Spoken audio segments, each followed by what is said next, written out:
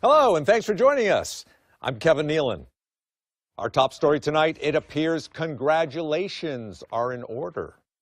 We are monitoring things closely as details continue to come in, but it seems, yes, I have confirmation. We're talking about you, Joseph. Congratulations. You really outdid yourself this time, which probably wasn't that hard. Our team has discovered footage from one of the many celebrations taking place in your honor.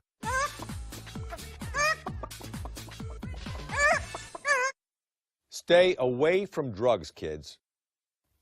Now for some deeper analysis, let's go live via satellite to our special guest commentator, Other Kevin. Other Kevin, what are your thoughts on all this? Speechless, Kevin. Wow. Just wow. Insightful as always. Thank you. Well, I'm now being told that we are out of time and that I should pull this lever. I'm Kevin Nealon. Thanks for watching.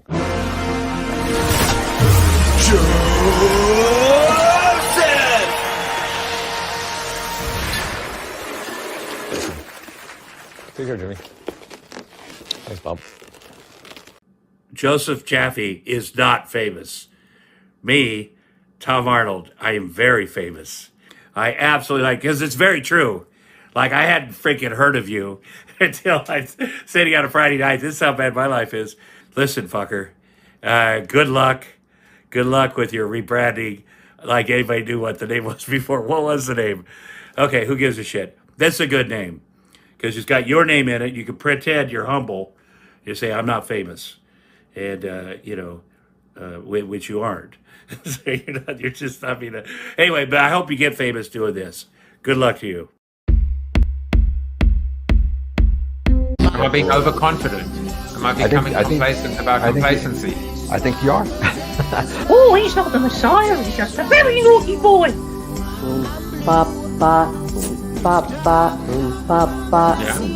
Yeah, I've got big ears. I just want to see anyone else. Piss off! That's the one. Because you literally complete me, and we complete each other. You've obviously encountered discrimination in your own life by virtue of being Australian. Hey, Manuel Kant was a real pissant who was very rarely stable. I don't want to get too gushy, but I might just be saying you complete me, Dean.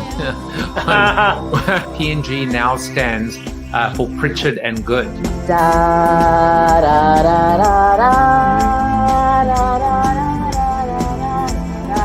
Branding is not a bad blind date. Look at you! You are insane! How did I do that? You're How insane! Did I do that? You're insane! You know, I haven't done the show in, I don't know, in about 2 weeks. I'm so preloaded, front-loaded with so many amazing interviews.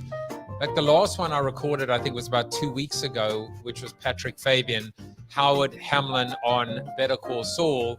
And, it's like when you haven't traveled for a while, you reach your destination and find out that you have no underwear or socks. Well, I am wearing underwear and I am wearing socks. And I'm just trying to remember that I did everything the right way. And I think I did. I see a very concerned Dan Lyons in the green room at the moment, unlike this image where he's, I think this might be the Dan Lyons look, which is what have I gotten myself into with cuss words and all. But again, this is the man who wrote STFU. Now, if anybody can explain to me what STFU stands for, I went to the Urban Dictionary and it just didn't come up. I know what TLDR is, but what is STFU? I love the subject. I love this man. I love the books he's written.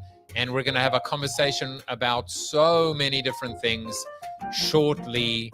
And let's get on with the show now. If you like me, if you really like me, if you Sally Field me, please consider subscribing to the show, bit.ly/subscribe to the show. I believe in very matter-of-fact URLs where you will never miss an episode, 450 plus of them so far, and I'm not slowing down. In fact, every Monday through Friday, 8 to 9, just because I'm a masochist, forget about the video show. They told me I have a face for radio, and therefore I'm in the Collective Cafe. You can join us in the Collective Cafe, discord.gg/Alpha Collective. We are here Monday through Friday, 8 to 9 a.m. Eastern Standard Time. We manifest on Mondays, Thought Leadership Tuesday, Wellness Wednesday. On Thursday, we do live book reads. Maybe we'll even do STFU in the near future. And then on Friday is No Agenda Friday, where we just have no agenda. It's an open mic, AMA, Ask Me Anything.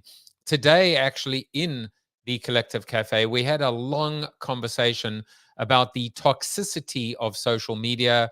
Our Surgeon General, Dr. Vivek Murthy, just came out, and there are reports, he was on 60 Minutes, about the toxicity, about the fact that we actually have a mental health crisis right now amongst our teens.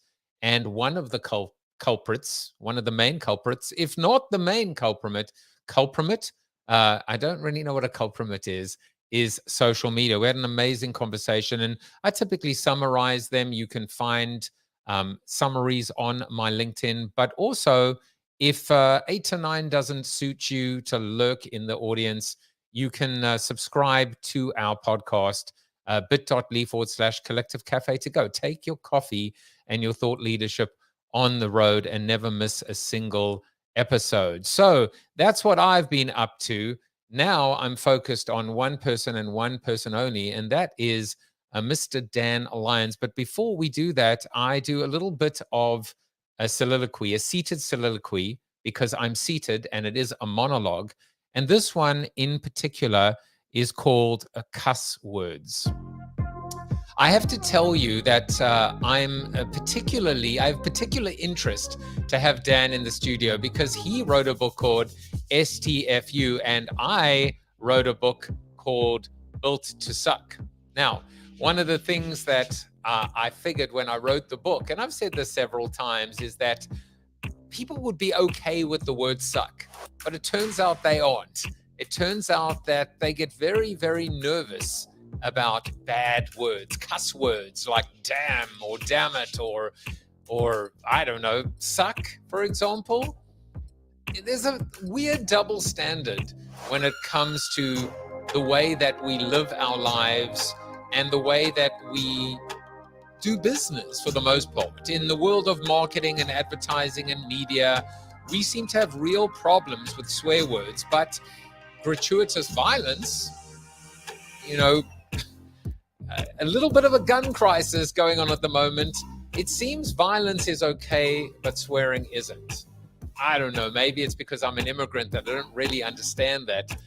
I always use the example in Pulp Fiction where one person gets their brains literally blown on the rear window, but the words, for example, the word fuck is renamed as flip, or Jesus is renamed Jiminy.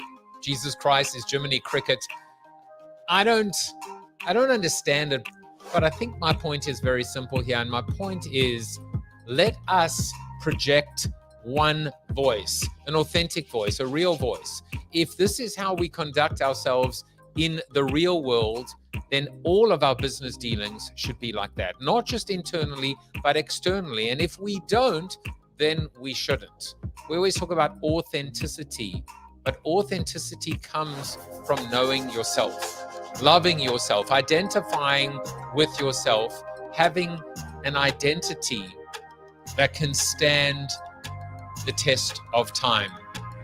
And so, with that said, it grooms us and it grounds us to being able to understand, as the old saying goes, my God gave us 2 ears and 1 mouth, and we should do that in direct proportion. And now it's time to bring on my guest, Mr. Dan Lyons. I normally introduce my guests with a little bit of a bio, but in this case, Dan is so accomplished. He's written for hit show Silicon Valley on HBO. He's written several books about being in Silicon Valley. And so I decided to have a little bit of fun I'm going to bring him on the show first. Mr. Dan Lyons, welcome to the show. Hey, how are you? I am good. I decided to go to Chat GPT, as I have been throughout the last several weeks. And did you just... Yeah, I'm dreading what that's going to turn up. You know what? It's actually not so bad. Don't you worry. Yeah, okay. All I said was rewrite Dan Lyons' bio. I will not do accents in the voices of the main characters from the HBO show Silicon Valley. So here's Richard Hendricks. Dan Lyons is someone who has a knack for capturing the essence of tech culture in his work, kind of like we do here at Pied Piper. He's managed to earn a spot on the New York Times bestseller list, which is, well, pretty impressive. He wrote 2 notable books. One's called STFU, The Power of Keeping Your Mouth Shut in an Endlessly Noisy World, something Jared might appreciate.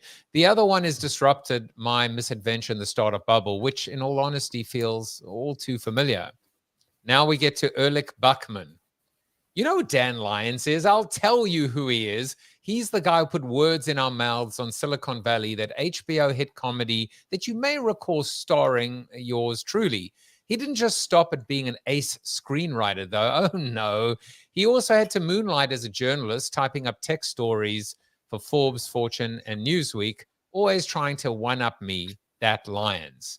Now, Dinesh Chugtai, Dan Lyons, the guy who somehow got paid to write hilarious situations that aren't too far off from our day-to-day lives. We're talking about a guy who wrote bestsellers and then went on to write for Silicon Valley. If there's anyone who can depict the crazy roller coaster ride of startup life, it's him. And finally, good old Bertram Guilfoyle. Maybe I'll do his accent. Dan Lyons, I don't know, monotone. Dan Lyons, author, screenwriter, journalist. He wrote STFU, The Power of Keeping Your Mouth Shut in an Endlessly Noisy World, which sounds like a personal manifesto. Then there's Disrupted, My Misadventure in the Startup Bubble, a title I can respect. He spent time as a tech journalist for Fortune, Forbes, and Newsweek. Apparently, he needed a backup plan in case the writing didn't pan out. So those are your 4 intros. Wasn't as bad as you thought, or was it? No, that didn't hurt a bit. And it was all done in about 1 second, thanks to this crazy, crazy AI world that we're living in. So I don't know whether, maybe the actors might have said something differently, but certainly the characters, I think, rang true and seemed to be quite appreciative of the work you did. Yeah, maybe. The real actors wouldn't have any idea who I am. Sadly, is the sad truth. But yeah, that was very nice. Well, hopefully they would know you as Dan. Erlich might have been nastier, huh? He might have been. And I just, had to use my South African accent. So we're not really sure if we got the intonation and the tonality. Dan, I'm afraid that on this show, it gets worse before it gets better, because we sent our reporters out into the field to find some fun facts about you, some deep, dark secrets. And this is what we found. And I'm going to try and draw all 3 of them to the concept of STFU. So the first one is that, I guess after dropping out, probably a little bit backwards in terms of my order, but I'll tell you what I'll do is let's just go to dental school for a second. Right. Let's start off with dental school. You were once enrolled in a 6-year dental program, but only lasted 1 year. Yeah. So here's the STFU implication. The STFU implication is it's got to be great to be a dentist, because your patients have no choice but to STFU while you get to just drone on and on and on. And yet it only lasted 1 year. Oh, yeah, I hate dentists who do that. And a lot of them do. And I didn't want to be a dentist, is I think the bottom line. And so, you compress in those programs, you compress your undergraduate, your 4 years into 2. And I wasn't liking it too much. And so, I bailed after a year. My parents were very disappointed. So were mine probably when I didn't become a doctor. But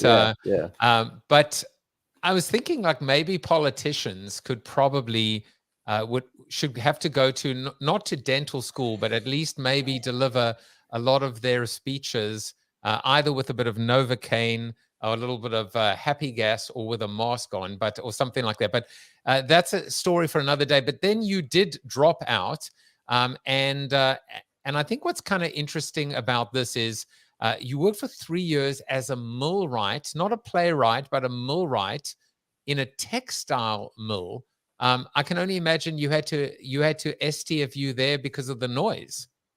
Oh yeah, it was a very noisy place. I loved the job though. My parents were really bummed out because I left college and I said, well, I'll do this for, half a year before I go back to college somewhere new. And then I didn't for 3 years. Yeah, it was a fascinating place. It's a really great experience in a lot of ways. It made me appreciate college when I went back. So strike two, you disappointed your parents Twice. Twice. Did you disappoint your parents? And you may have even seen the image, but you disappointed me because you had the chance to meet Prince, but you chickened out. I wasn't sure which Prince. So yeah, that was the Prince, not Prince Charles. Prince, yeah. Well, he has both of them together, and there's you in the background. There's me. Yeah, you do a good job on these. Or a bad job, or so bad it's good. Yeah, I was a reporter, and I got invited to was it like the Yahoo Music Awards? A long time ago, the early days of the internet. And it was at Studio 54, and I was the guest of the band Public Enemy. So I was sitting with Chuck D and Flavor Flav and some other guys.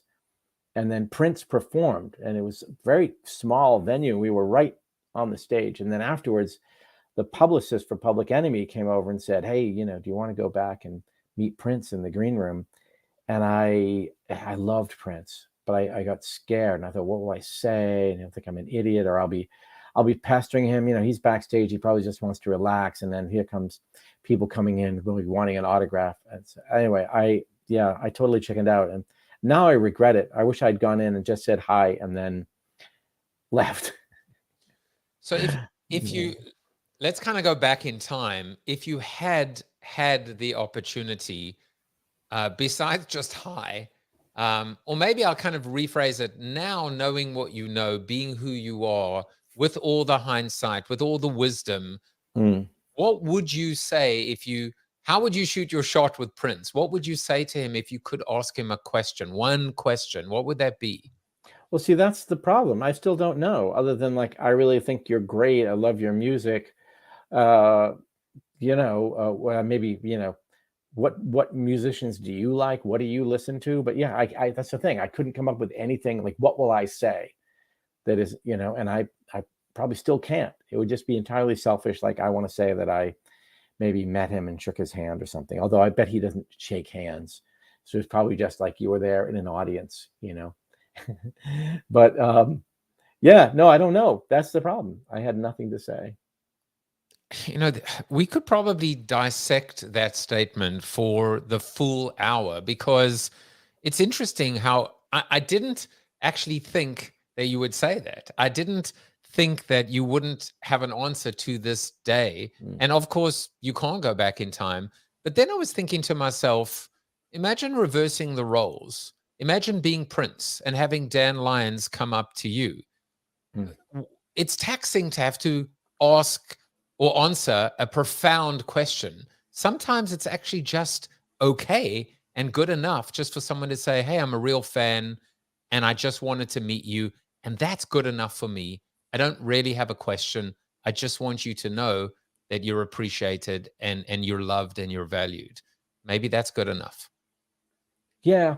Yeah. And then I thought, well, yeah, but then he hears that all day, every day, everywhere he goes.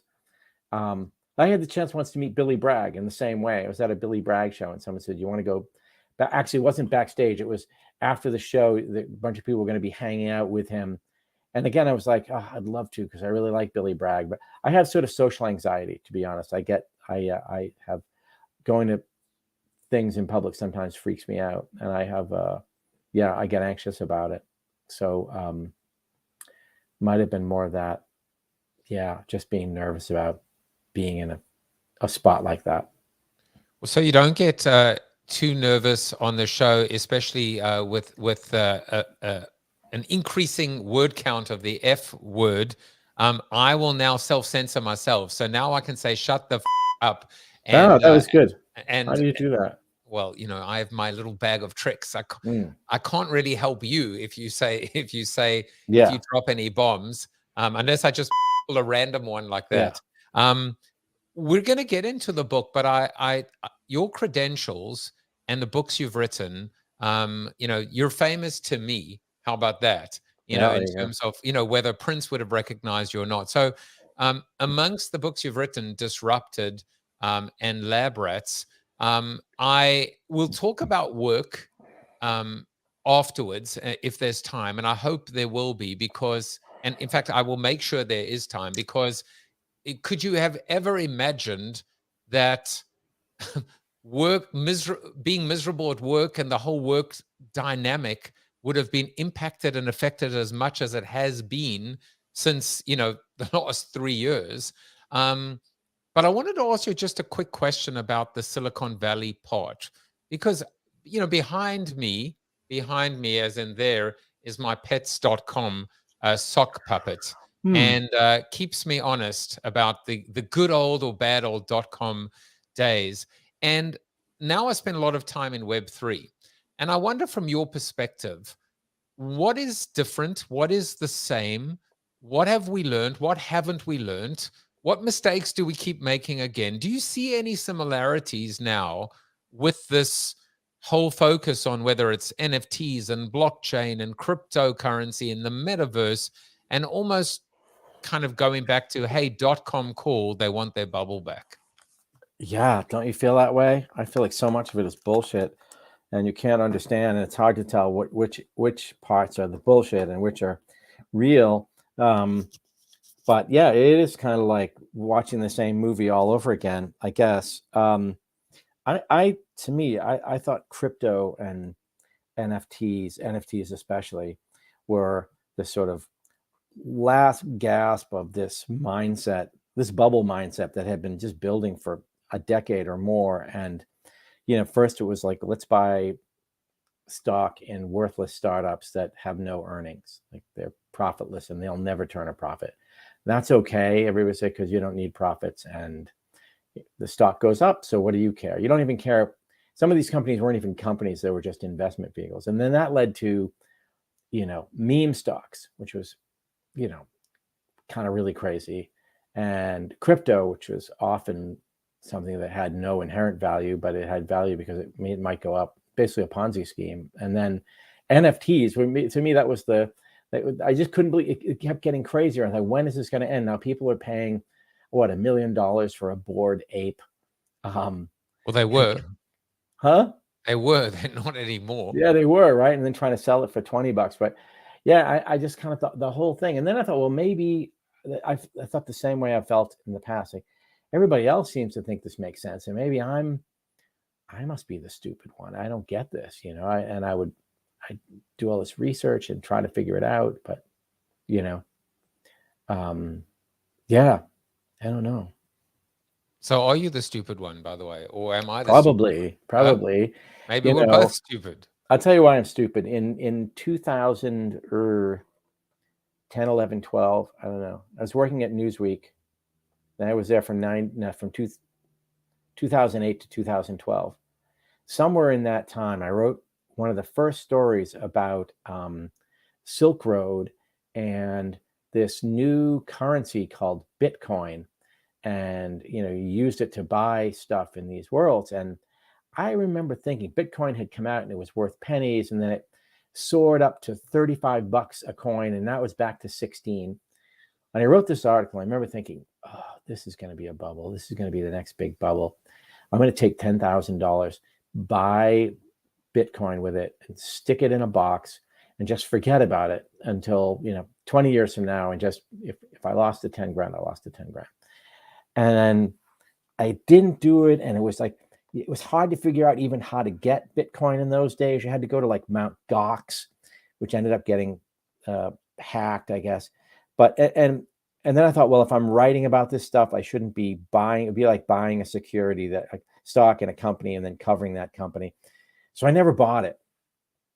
And I certainly could have, in 2012 when I left Newsweek. Yeah, so one of the huge regrets in my life that I'm feeling the pain. I'm feeling the pain. Look, it was awful. Still is awful. So here's the question: how do you know? How do you know as someone?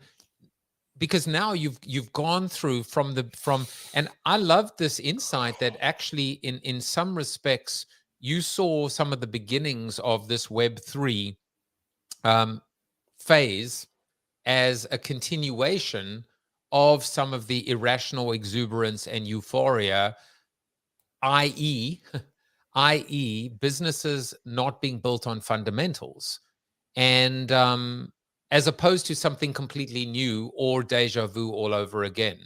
So that was interesting to me. But Dan, how do you know when something's going to be big or don't? How do you avoid that regret? God, I don't know. I mean, first of all, I still don't know what Web3 is. I understand what Bitcoin is, what blockchain is, Ethereum. I actually own a little bit of Bitcoin, and I guess Ether is Ethereum or Ether the currency. Anyway, I own a little bit of that stuff. ETH. But well, yeah, it is Ether and known as ETH on Ethereum. ETH, yeah. But I don't know what Web3 is. And it was before you could even figure that out. It was about, there were about 6 months where Andreessen Horowitz was, that was their new shiny thing, and they were all about that. And then now suddenly it's OpenAI and ChatGPT, and everybody's forgotten about all that other stuff. But I'll tell you one thing that I have come to believe only way too late in my life, which is that it's probably better to be an optimist than a pessimist, and probably better to be naive and gullible than to be cynical and skeptical. In my whole life, I was mostly cynical and skeptical and pessimistic. And I think I missed out on a lot of things because of that. That point of view caused me to miss out on things, and not just opportunities to make money, but I love that. I introduced my "That's gold, Jerry, gold." That's gold, Jerry. Gold. I mean, that's gold. We could end the show right now, and it's so wise. And here's the beautiful thing, Dan: it's not too late. In fact, the wisdom, the resilience from the silver-haired. I've some here. I'm older than I look. The resilience that we have that has come from the wisdom and the experience and the battle-tested and scars is what sets us up to be able to ride whatever that next wave is.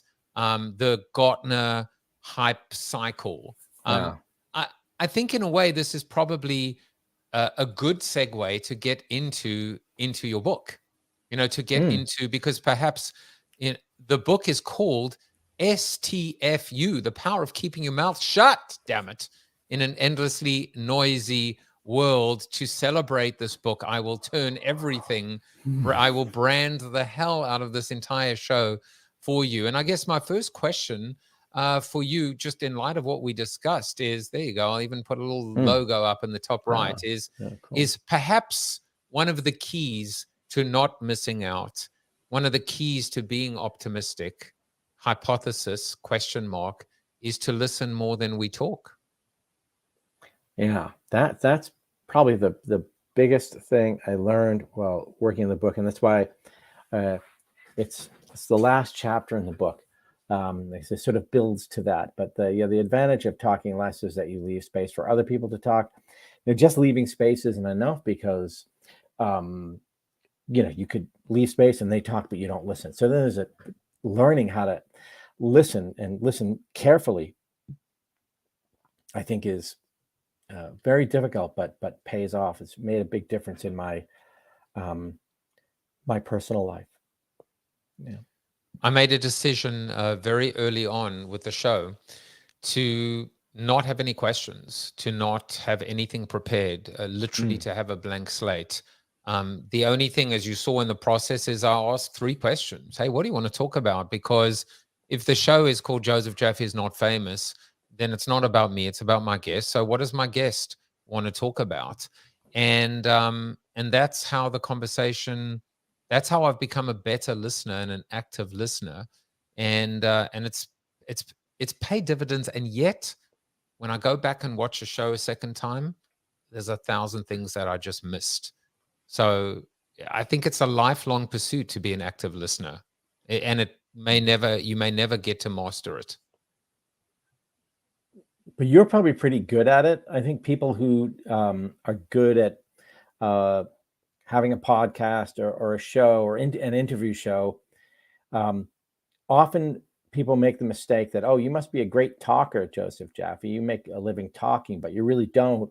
Your skill is listening. And I think really good interviewers are really good listeners. And I'm kind of not surprised that you talked about developing those skills. And actually the thing you mentioned about not having a plan, like having a journey, an interview or a conversation be kind of a journey without a map, is one of the things I discovered when working on this book, and the big mistake so many of us make, I've made, where you're going to interview somebody and you write down your 10 questions and you ask question 1 and they give you an answer, and they might even say something really interesting that you weren't expecting, but you just go right to question number 2 and you missed out on some tangent. And yeah, so I'm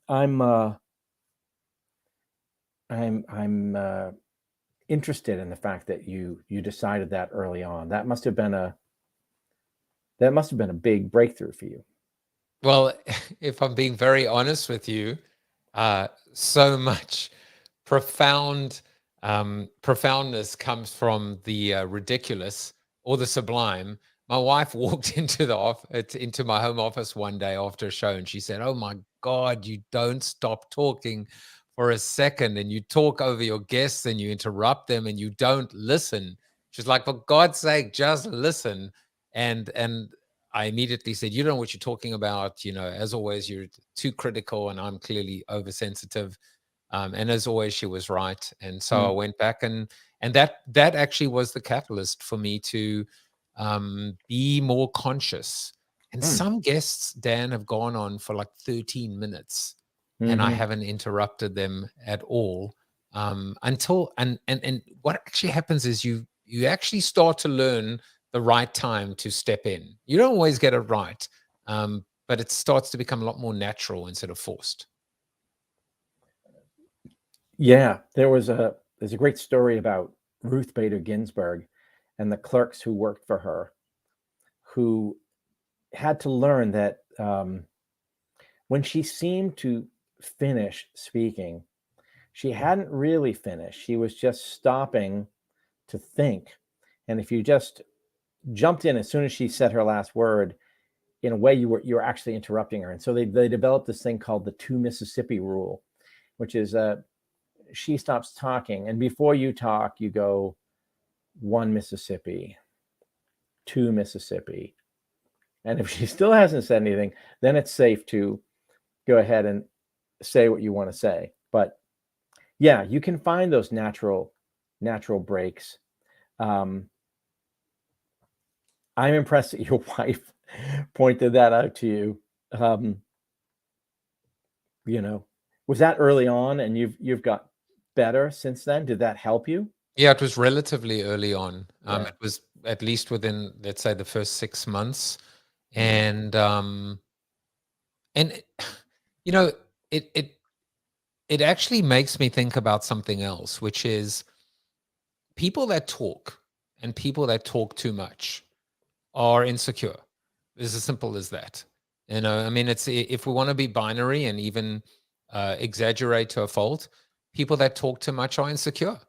People that listen too much are not. And obviously there are exceptions, but I'm going to just generalize and lob it over to you and ask you, what do you think about that? Yeah. I agree with that. I think I'm by nature an overtalker. It's a term I use in the book. And actually, I'm a talkaholic. There's actually a scale, a test you can take, and it's in the book that will tell you whether you are a talkaholic, which is someone who will keep talking even when they know that what they're about to say will hurt them. And I've worked on trying to, recover in a sense from that. But so sometimes it's insecurity, often it's anxiety or, nervousness. Some people talk too much because they have ADHD. Those two are correlated quite a bit. So there are different reasons why people talk too much. The research on talkaholism suggests that it has to do with this wiring in part of your brain, and that you're just born. It's nature, not nurture. And yet, conversely, as you say, people who are good listeners, or people who can cope with silence, tend to be confident, and also powerful people tend to talk less and listen more, with a few big exceptions. But Tim Cook at Apple, for example, is famous for being comfortable with silence, letting long silences hang in a conversation. And it's almost, someone put it to me recently, it's like an alpha move. It's like a flex power move to not talk. Well, except, and some people, I suppose, mistakenly maybe interpret the exact opposite. I was racking my brain. I was thinking, I wonder if he could give me an example of someone who talks too much as a gesture of demonstrating how powerful they are, and it just could not come to mind. But oh yeah. I mean, joking, right? Because like Elon Musk, right? I mean, I'm definitely joking. yeah, right, okay, yeah. And it's right. funny because when we look at the Bezoses, of the world, they are quiet talkers, quiet giants, or confident. Richard Branson, to me, I'm thinking, I haven't seen him deliver many presentations, but he strikes me as someone who, when he talks, you're going to want to listen to him. He doesn't seem to have a lot of, I could be completely wrong. I mean, I know he likes to go in hot air balloons, but he doesn't strike me as someone filled with hot air. Yeah, that's a good turn of phrase, Joseph. That's pretty. He is saying, if you think about it, he's the consummate showman. He's so great at public relations or marketing or getting attention. But yeah, apparently in meetings, he's very quiet and he mostly takes notes. And in one of his books on management, he devotes about a third of the book to listening, to the virtual listening and how to listen, and writing about people who he admires as good listeners. So he's a great example. President Obama is another example. Angela Merkel is another. People who are able to absorb and synthesize information, to gather it and then think about it, and maybe ask the one really most important question. And often at the very end, they often let everybody else speak, and then at the very end ask the one question that is the most essential thing. But back to your point about insecurity in the workplace, I'll tell you an anecdote that I heard, and it was a guy who's like a middle manager saying that, when he's in a meeting, say his weekly with his direct reports, he feels like he needs to prove to them why he's the boss, because he knows a lot and he knows so much, and not in a way of putting them down, but in a way of making sure he shows to them, don't worry, I know what I'm doing. So he'll eat up the entire 30 minutes with, a monologue and a slide deck or whatever. And then there's, in the opposite situation, he was telling me, when he is dealing with people above him in a meeting, he feels like he has to earn his keep, earn his seat at the table by talking a lot and showing them, how smart he is and what great ideas he has. And that's why they should keep him around. So in both directions, it's, yeah, you're right. It's very driven by insecurity. I hadn't thought of it as insecurity until you put it that way. But yeah, I think that's a very interesting way of looking at it. And then, and here, as you were saying that, I actually jotted something down, which is simpatico, which is that talkers try and prove themselves, listeners try and improve themselves. Ah, such a good guy, man. You write all this stuff down. Like, you're really, I wish I had had these when I wrote my book, because they're good lines. This is a good prove yourself versus improve yourself. Yeah. Larry King once said that, his famous line was, "I never learned anything while I was talking." And he would get up and every day remind himself to listen. I think a lot of my over talking in the past, seriously, it got me in a lot of trouble and caused me a lot of problems in my life, which is sort of how I started this book project. But it was a sense that I had to earn my keep, that if I were at a party, I had to earn my space there by being funny.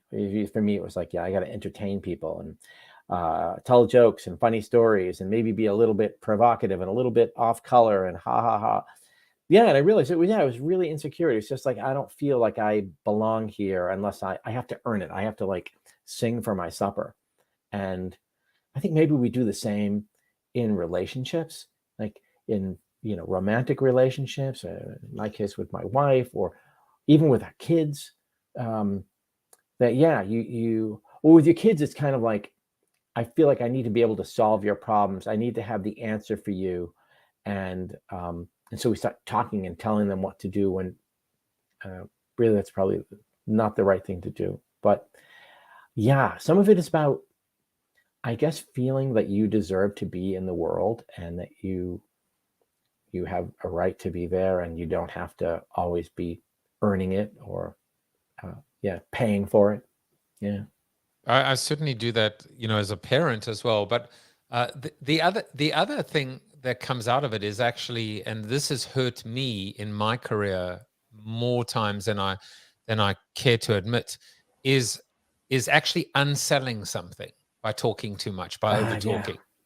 Yeah. Like, you actually have the sale, or maybe you're close to it. Yeah. And just because you can't shut the fuck up, basically, you end up basically blowing it. Yeah, there's that old saying, when you get to yes, stop talking, right?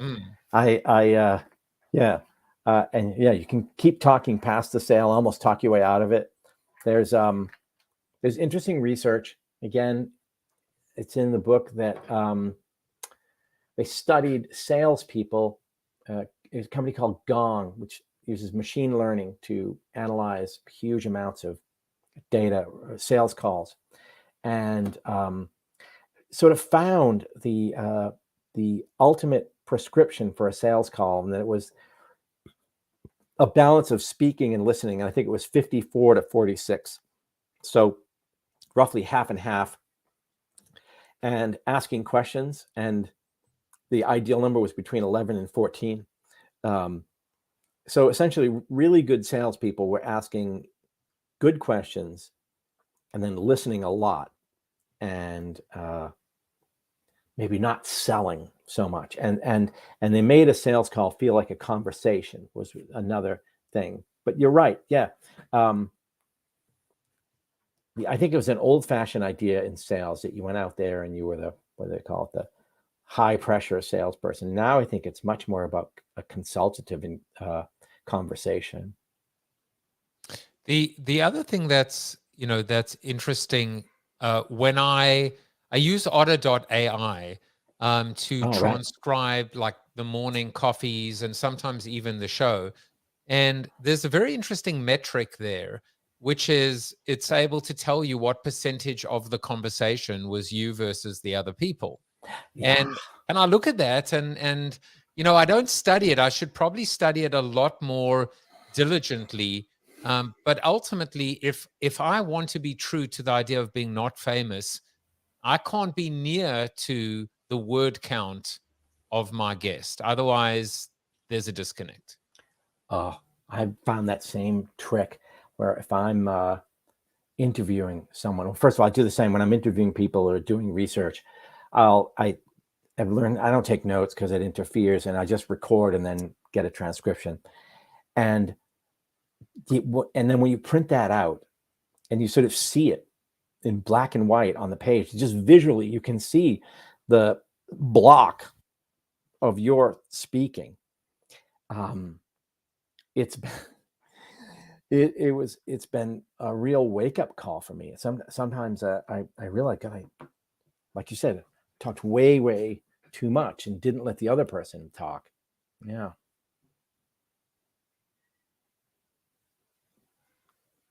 I was doing the to Mississippi rule there, but also because this is a little bit of Wayne's World, the Daily Show for business meets Wayne's Party World. on. Yeah. Huh?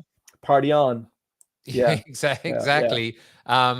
Because of that, we have a new puppy that's barking in the background. Oh. So I'm trying to, subtly and nonchalantly figure out how to mute and anyway, well, I can't hear him. Jonas has made his debut, at least in my right ear as well. I feel so here's a little tip, which is you out there, don't be a conversation hog, right? Do not be a conversation hog. Do not monopolize the conversation. Find your metric, your sweet spot, and learn from it.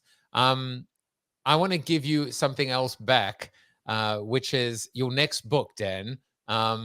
Because this is one of my little pet projects on this, which is I hear a certain phrase and I go, this belongs to my guest. I don't know that this is the right name for the book, but I can tell you, look out for Dan Lyons' next best-selling book. It's called The Power of the Tangent. I love this idea. Or of the tangent when you mentioned it. Your words were actually, because I do take notes, and you spoke about miss out on the tangent. Don't miss out on the tangent. The beautiful tangent. Maybe that's the book. I didn't even remember saying that, but you're right. Tangent is a good word. Yeah. It's rich because it's this idea, it's the stuff, it's the between the lines, it's the stuff you didn't plan for. It's sometimes allowing a conversation to move in a different, surprising, unpredictable, non-linear direction. And who knows, if you have the patience and the ability to just let it sit out there, who knows what you might find or discover, how you might end up going from the ridiculous to the sublime. So it struck me and I was like, I would like to give that back to you. Yeah, that is a great gift. I appreciate that. I've been trying to think about what I should write next. And I sort of have been stuck trying to come up with an idea. I think maybe there's a whole book to be done about listening, but it's sort of the flip side of talking less. But I think it comes out of it. I mean, I think it comes out of it, which is if you are listening. Yeah, I mean, as you know, and I've had many conversations on the show about it, which is the problem is that people are already thinking of the next thing they want to say, the next question. Yeah. So they're not actually listening at all. And they're already preparing their remarks and their next point. And so there is an acute disconnect and inefficiency associated with the art of conversation. And I think that includes the tangent, because immediately people are filtering that out, going not relevant, not important, not on the agenda, and rushing them to get back on point, when in actual fact, it could be heading in a beautiful direction. Yeah. Yeah, you're right. I mean, look at this. Now we're talking about tangents. I don't think either of us started off today with that word in mind or what it means. I find that very interesting, though. I mean, I guess you do too, but unless you have a conversation where you need to convey something, right? Where, okay, you and I are having our weekly meeting and I need to fill you in on, okay, I did X, Y, and Z, where there's a concrete bit of data or information that needs to be conveyed. outside of that, sometimes it's really fun to just have a conversation where you don't have any plan. Have you ever gone on a vacation? I have a theory about this. Have you ever gone on a vacation where you had no plan? Like you had a plane ticket and maybe you had a place to stay, or not even had a place to stay. You just go and you didn't do any, research or studying. We just went on a vacation with no plan. Have you ever done that? I would say in part, which is instead of having the rigid itinerary, but this idea of once we arrive, I know more or less where I want to go, and once I'm there, we'll just figure it out. It's beautiful. I'll give you one quick example. We were in Barcelona, and I said to my wife, what do you want to do? And she said she went and looked at places to go to or things to do, and we ended up hot air ballooning. Actually, Richard Elon Musk actually powered the hot air balloon with his hot air. But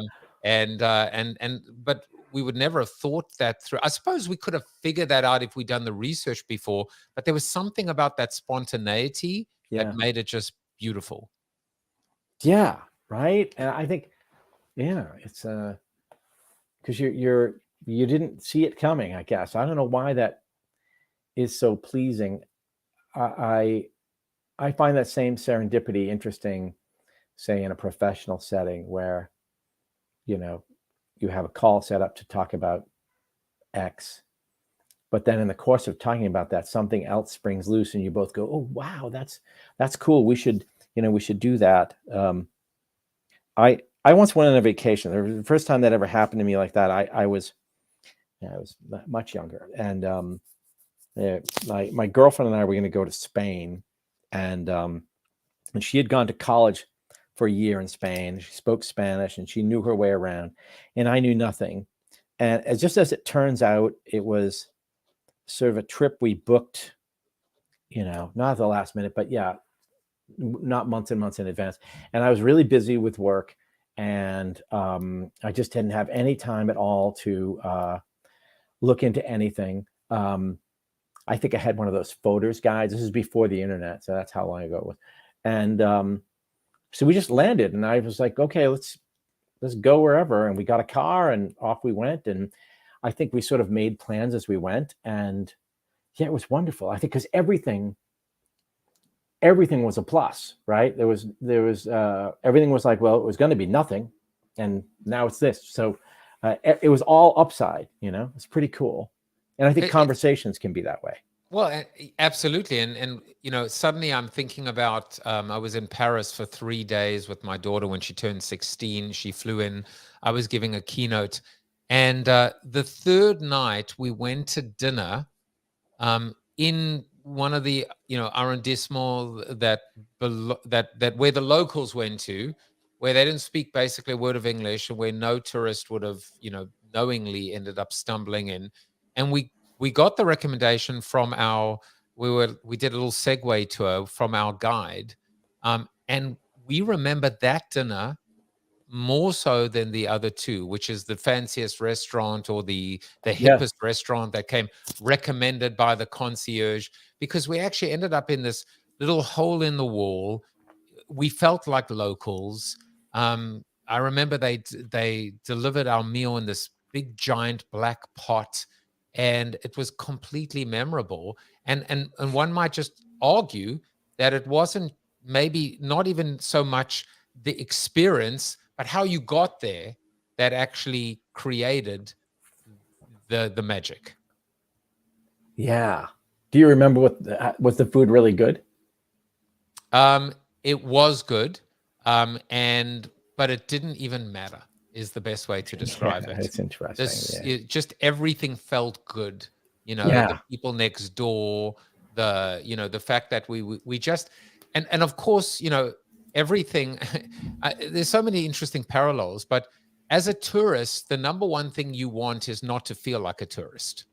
And feel like a local. And I suppose the same metaphor could apply, or analogy, for conversation.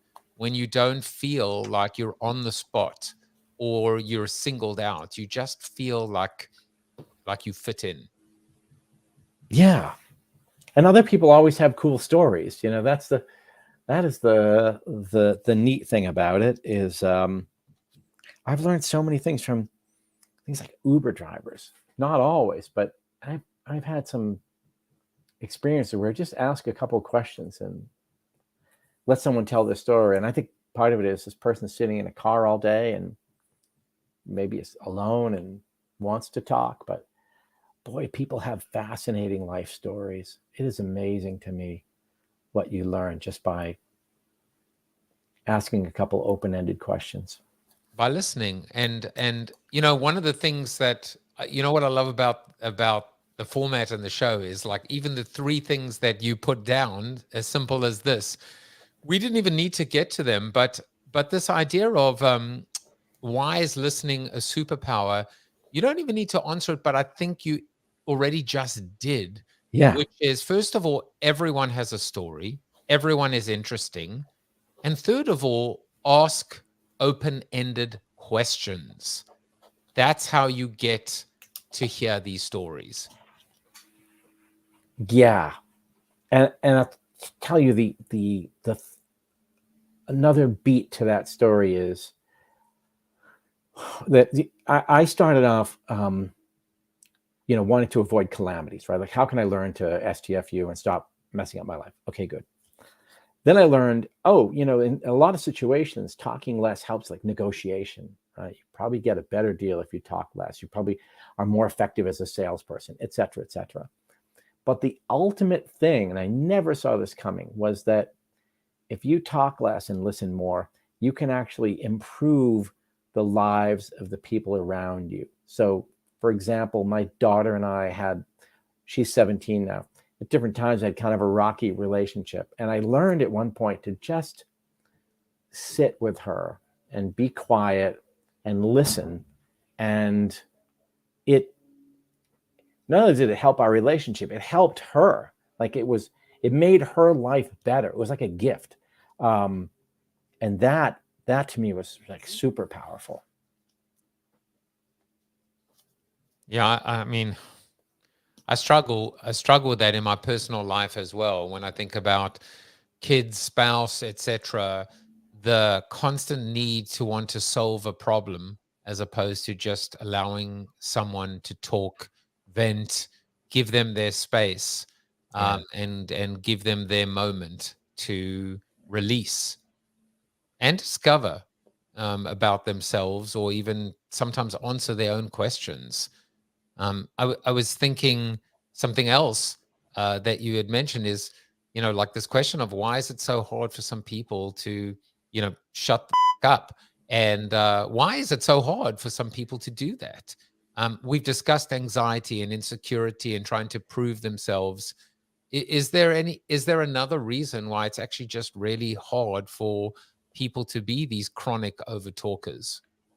No, I think that pretty much wraps it up. I mean, on the flip side is just, why is it hard to be a listener? And there's all sorts of reasons for that, you know, your brain can process language faster than the other person speaks. And so you get these idle cycles and they're talking and you start drifting off. But no, I think that pretty much captures why people talk too much. But now you've just brought up this beautiful other side to it, which is training ourselves, recognizing it's not actually easy to be a listener or a good listener. You have to work at it. Just like everything, practice makes perfect, including not saying a word. Well, you mentioned Tom Peters before, and you know, that's one thing he taught me was that it's really hard. It's actually exhausting to pay that close attention to someone for even 30 minutes. And that, yeah, that's one of his he's a big champion for listening, but also talks about just, it's exhausting. Yeah, that's definitely a Tom Peters word, exhausting. I can see him and I can hear him just, and he'd probably say it very like, he'd probably clench his teeth and go, it's just exhausting as well. I always try and find a quote for my guests, and this is the quote that I found for you. It's a little bit ridiculous. It's 80% ridiculous, 20% sublime. It's anonymous, credited to anonymous, but it says, "Me being mean, can you shut the fuck up? Me being nice, can you please shut the fuck up?" I've never heard that one. I like it though. Sometimes we just got to shut the fuck up as well. I have one more thing that I found that I just it's been great. It's been, to me, there's been like jazz, like scatting and building and kind of, it's just kind of going backwards and forwards. I saw this quote today. It said, "Stop making stupid people famous."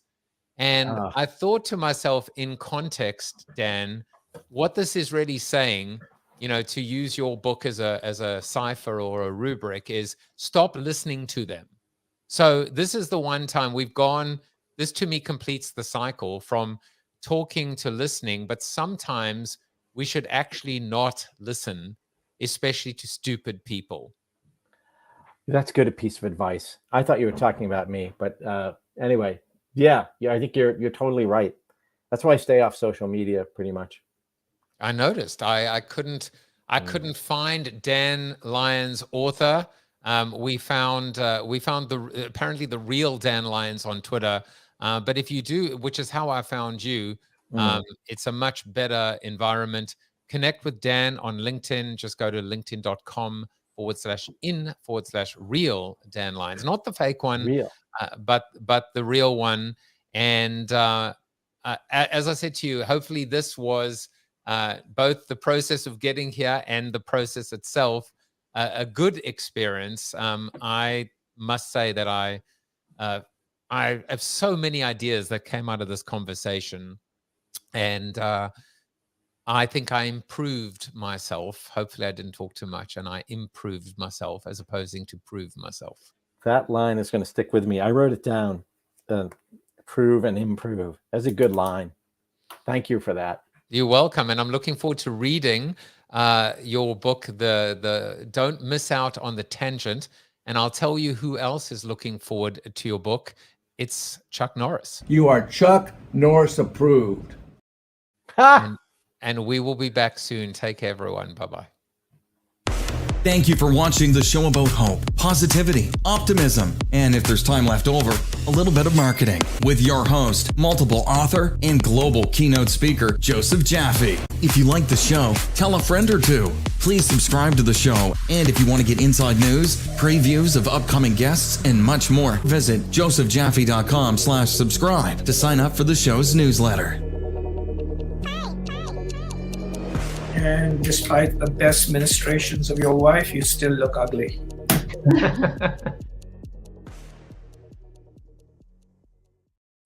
All right, and that is a wrap. And